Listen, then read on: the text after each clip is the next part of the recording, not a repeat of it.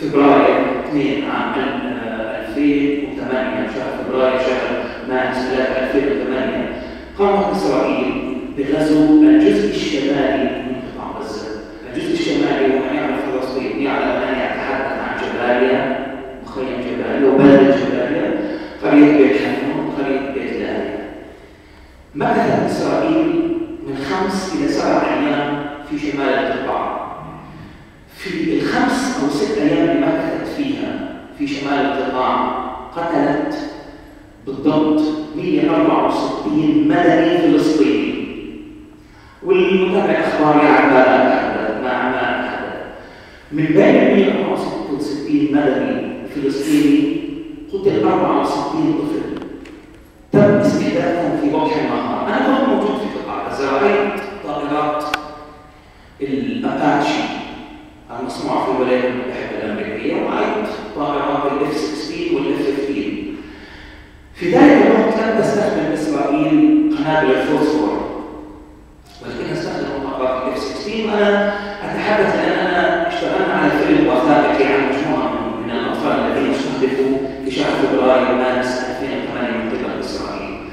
إسرائيل كانت تعلم علم اليقين أن جريمتها في شمال قطاع غزة لن تقابل برد فعل يدفعها ثمن، وبالتالي خرج علينا نائب وزير الدفاع، وأفضل أن أستخدم وزير الحرب الإسرائيلي ماتان فيلماني بتحديد لسكان قطاع غزة. نحن تقريبا 1.5 مليون فلسطيني في قطاع غزة، والتحديد كان كالتالي: أن سكان قطاع غزة سيجبون على أنفسهم، استخدم كلمة بالعبرية شوه، وشوه تعني هولوكوست، محور. طبعا كان من الغريب جدا أن نائب وزير الدفاع الإسرائيلي يستخدم كلمة هولوكوست، لأن هناك استثنائية لكلمة الهولوكوست في الخطاب الإسرائيلي. فبالتالي جهزنا أنفسنا لمجزرة، وفعلا خلال 5 أيام تم قتل 164 مدني فلسطيني.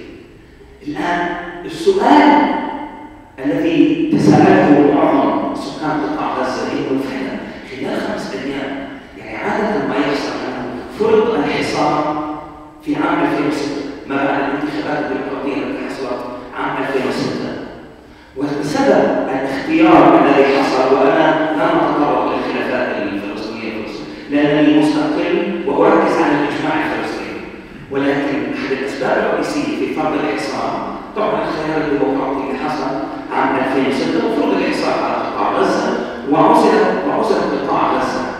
ريتشارد ثورك المقرر الخاص بالامم المتحده وهو صديق عزيز جدا علينا قال ان حصار قطاع غزه، وباللغه الانجليزيه وارجو انه المعظم حسب ترجمها ابرولوج جينوسايد ما بين اليدين، بما يعني مقدمه لحرب اباده جماعيه. هذا كان مقرر خاص بالامم المتحده في الارض المحتله ريتشارد ثورك.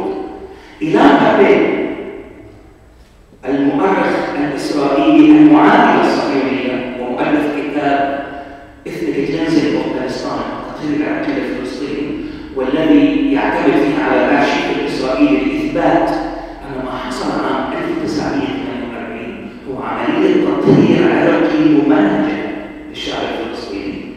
إيلان بابي سمى ما يحصل في قطاع غزه ما قبل المجزره، وانا الان امهد للمجزره لانها مقدمه، رجب قال انها مقدمه لاباده جماعيه.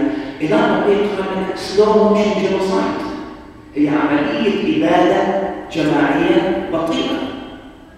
وطبعا لما تكون عمليه اباده بطيئه فيها نوع مفرط من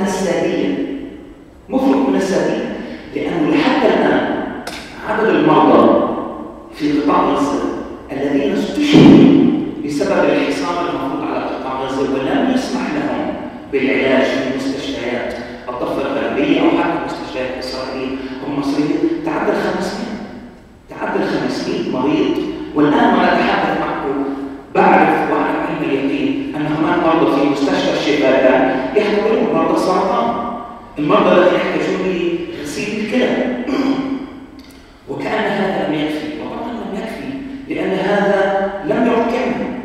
فبالتالي إسرائيل أرادت أن تختبر ردة الفعل الدولية وردة الفعل العربية وطبعا الفلسطينية، فقامت بمجزرة مصغرة ميني ماسكر على المقاص في شهر فبراير مارس 2008. ولكن لأن المجتمع المدني الدولي لأن المجتمع الدولي لم يتحرك، لأن الأمم المتحدة لم تتحرك، لأن مجلس الأمن من الممكن أن يصدر قرار، ولكن القرار هذا يتم إيقافه من خلال فيتو أمريكي، ولأن جامعة الدول العربية لم تتحرك، إسرائيل علمت علم اليقين أنها تستطيع أن ترجع إلى قطاع غزة في شهر ديسمبر 2008 وتبدأ بحرب لمدة 22 يوم. أنا حضرت الحرب، عندما أقول حرب أنا أقصد الحرب على غزة وليس الحرب بين إسرائيل وبين الشعب، الحرب على غزة، واستخدام المصطلحات هنا في هذه اللحظة التاريخية. لأن إسرائيل لم يتم محاسبتها، لأن إسرائيل تعلم أنها تستطيع أن تفعل ما تشاء ولم يوجه لها أي لوم. عادت في شهر ديسمبر 27 ديسمبر، وأذكر تلك اللحظة بشكل واضح جدا. أنا أتكلم من خلال خبرة شخصية، وأنا أريد أن أشخصن هذا الموضوع لأعطيها طابع إنساني بصراحة، لأنه لا شك أن المعظم عندما يسمع عن فلسطين الجزيرة عبر الإنترنت، ولكن البعد الإنساني والشخصي نوعا ما يكون مفقود.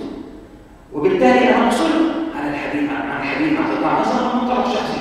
أنا أذكر قصة صفاء حمودة أيضا في خلال الميني ماسكر المجزرة الصغيرة. أنا أذكر بشكل جيد والد صفاء حمودة. صفاء عمرها 10 سنين، كانت موجودة في مخيم جبالي. اتصل والدها صباحا الساعة 8 صباحا في راديو القدس، راديو محلي في قطاع غزة، ليقول أن ابنته تنزف، تم إطلاق النار عليها في البيت وكانت تنزف، وغير مسموح كان لسيارات الإسعاف الدخول لالتقاط صفاء ونقلها إلى المستشفى. الساعة 10 عاود الاتصال في راديو الشعب، راديو محلي آخر.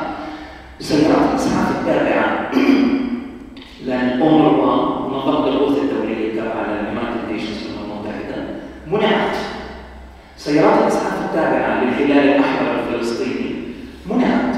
الساعة 12 اتصل والد صفاء مرة أخرى، قال أن البنت على مشارف الموت. الساعة 4 اتصل ليعلن موت صفاء. طبعا أنا أقول هذه القصة لأن هناك الآلاف من صفاء. يعني تم الحديث مع أعضاء من الكنيسة الإسرائيلي، نواب عرب فلسطينيين، تم الحديث مع منظمة هيومان رايتس ووتش. أنا شخصيا تحدثت معها أن نريد إسعاف التوجه للقطاع. صفاء عجزوا بما يعني أن المجتمع الدولي قصة صفاء نموذج مصغر لقطاع غزة وبالتالي القضية الفلسطينية. أنه المجتمع الدولي نعم يشاهد، من الممكن أن يتعاطف، من الممكن نعم، هناك بعض الدول من الممكن أن تتعاطف، لكن السؤال الآن عن درجة هذا التعاطف، إن كان تعاطف أممي، إن كان تعاطف عربي، إن كان تعاطف إسلامي، إلى خطوات عملية ملموسة. إسرائيل للأسف الشديد إنه في ديسمبر 2008 تعلمت الدرس بشكل واضح جدا أنها تستطيع أن تفعل ما تشاء، ولم يكن هناك أي ردة فعل دولية، لأنها كررت التجربة أكثر من مرة. طبعا التجارب كثيرة، بس أنا حبيت أتكلم عن تجربة محددة عايشتها شخصيا، وتجربة الحصار الذي لا زال مفروض على قطاع غزة. فعادت في ديسمبر 2008، وأنا أذكر أنني كنت قد مريت بسيارة